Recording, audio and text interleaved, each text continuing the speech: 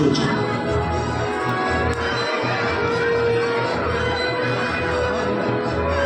इलेक्ट्रॉनों को प्रोटॉन और न्यूट्रॉन के जोड़ों द्वारा भी पकड़ा जाता है और इससे पूरा होता है दूसरा सबसे सरल परमाणु हीलियम। ब्रह्मांड अब 50 करोड़ साल पुराना है और गर्म ऊर्जा का समूह शांत होकर ठंडे काले बादल में बदल गया है। ब्रह्मांड में परमाणु ज्यादातर हाइड्रोजन की एक धुंध भर गई है।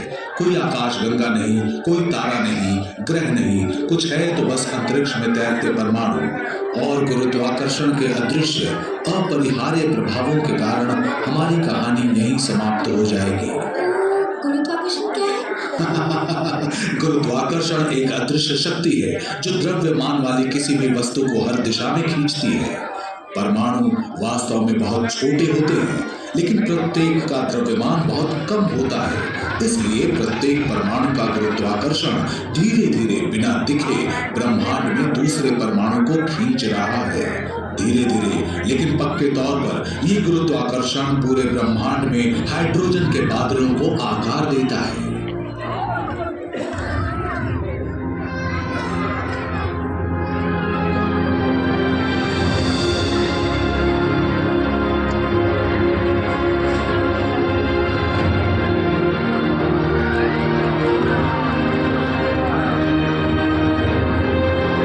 जैसे जैसे ज्यादा से ज्यादा परमाणु एक साथ एकत्रित होते हैं, वे विशाल घूमते बादलों प्रथम प्रोटो गैलेक्सी में बन जाते हैं।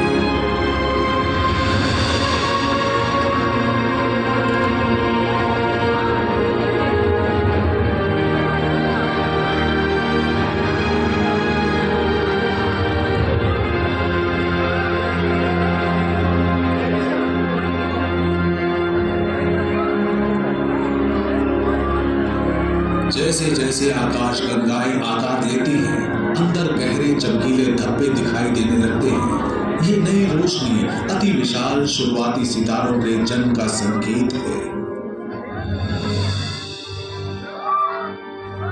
प्रत्येक तारा अपनी जिंदगी ठंडी घूमती हाइड्रोजन की एक विशाल गेंद के रूप में शुरू करता है। जैसे ही घूमते बादल का गुरुत्वाकर्षण चारों ओर की गैस को खींचता है, गेंद बढ़ने लगती है और बढ़ती जाती है।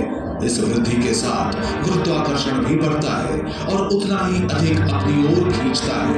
कोर में परमाणु अधिक से अधिक दबते जाते हैं, जिससे उनका तापमान 1 करोड़ डिग्री सेल्सियस तक बढ़ जाता है। गर्मी और दबाव के कारण हाइड्रोजन परमाणु के नाभिक आपस में जुड़ते हैं और ऊर्जा छोड़ते हैं। जैसे ही ऊर्जा इसकी सतह से बाहर निकलती है, तारा चमकने लगता है।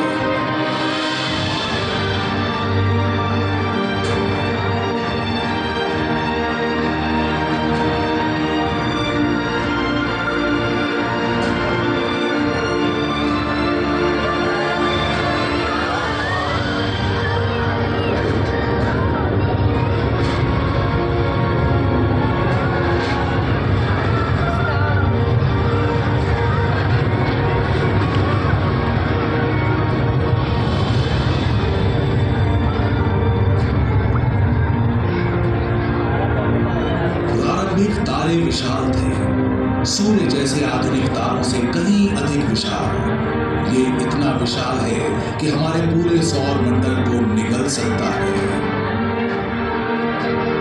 अगर तारे को आधा काटा जाए तो आप चमकते कोर के चारों ओर गर्म हाइड्रोजन प्लाज्मा की बाहरी परतों को घूमते हुए देखेंगे।